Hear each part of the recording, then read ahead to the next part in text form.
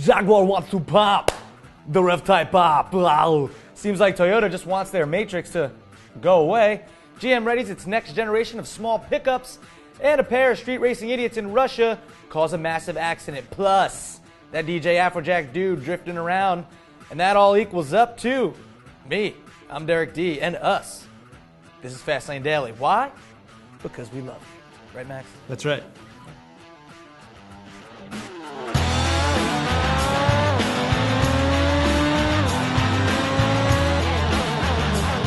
Looks like Chevy will reveal their next generation of small, mid-size pickup trucks next year. Now, if you remember, those models used to be called the Chevy Colorado and GMC Canyon. Although we've heard that they may get new names entirely and their styling may differ. The Colorado, or whatever it's going to be called, is apparently going to take on a, quote, lifestyle persona, whatever that means, while the GMC will use the professional grade style. GM said the Chevy will be beautiful and fun, while the GMC will have almost all the payload of the larger Sierra, just with better fuel economy. Hey, I got an idea.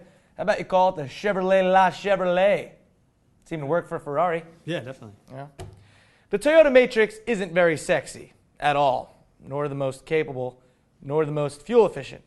But it is in trouble. That's right. Reports are indicating Toyota has no plans to offer a new version of the Matrix next year once the new Corolla debuts. However, the Matrix may live on in Canada, where demand is still high. Really, Canada? I don't know. Something says you would be into the Matrix. Nothing against Canada. Just saying. It apparently sells so poorly here in the States that Toyota doesn't even include it as a model when releasing sales data. Ouch. That's pretty bad, though. I mean, they would rather make it look like they sold less cars just so they don't have to say they sold Matrixes. You know? That hurts. Yeah. In related news, Keanu Reeves was like, whoa, nah, the Matrix can never die. Just ask Canada. Right, Ted? I guess it's yeah. Bill and Ted's bringing it into the Matrix. Right. It wasn't really Neo. But we've said it before, and we'll say it again. Keep your speed racer antics to the track, not the street. If you don't, well, it's likely you'll eventually end up causing an accident, seriously hurting yourself or others, or just plain dead. But the least of all those, you can end up bashing up your ride, and that's what happens in this Russian dash cam clip of a BMW X5M and some Audi estate car that are weaving through traffic at high speeds. And wait for it, and there it is. Yes, they collide, of course, and then hit other cars. That is what you call moronic motorists. Actually, they probably aren't too bright to begin with, so I'll just go with idiots. You know what I mean? Definitely. Totally. I think it's safe to say that all of us here at FLD dig the new Jaguar F-Type. Tom? Absolutely. Max? Yep.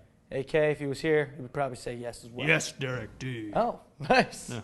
Well, it's fast, like us. It's fresh, like us. And we would drive it on the daily. You get it? Nice. Yeah, definitely. Okay.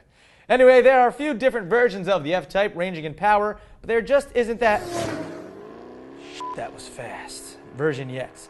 So with that in mind, the rumor mill is turning up a story about Jaguar considering a biggity bonkers 600 horsepower version of its F-Type that will be released in 2016.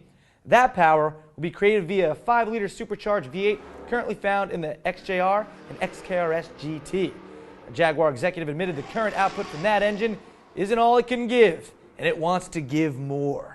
We could see just how much it can give in a pre-production model at this year's Goodwood Festival of Speed, but it's not going to be at the Bad Lumber Festival of Slow. It's not going to be there. It's Goodwood Festival of Speed. Yeah. Good to know. Yeah. You folks may have seen this, but are you familiar with DJ Afrojack, Max? I don't know. Tom? I am. Tom is.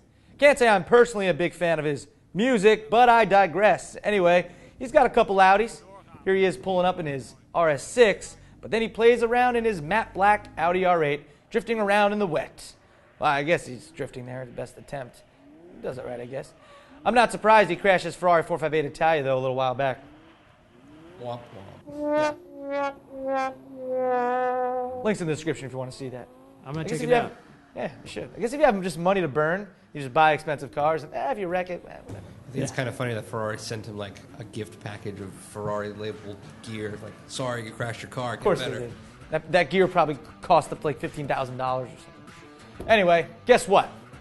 That ends this Thursday edition of Fastlane Daily. I am Derek D. Twitter, we're on it. Facebook, we're on it. YouTube, we're on it. iTunes, we're on it. Instagram, we're on it. T-shirts, are we on those? We're in them. We're in them. FLD app, we're on top of that too. Yep. For iOS. Yeah. iOS. And remember, be excellent to each other. And party on, dudes!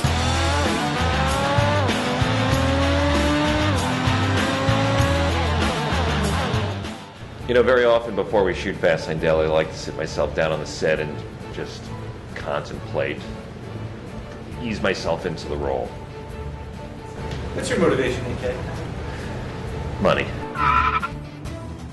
Jaguar wants to pump the rev type up. Although we've heard what they may get. Yeah, You hear that? Yeah.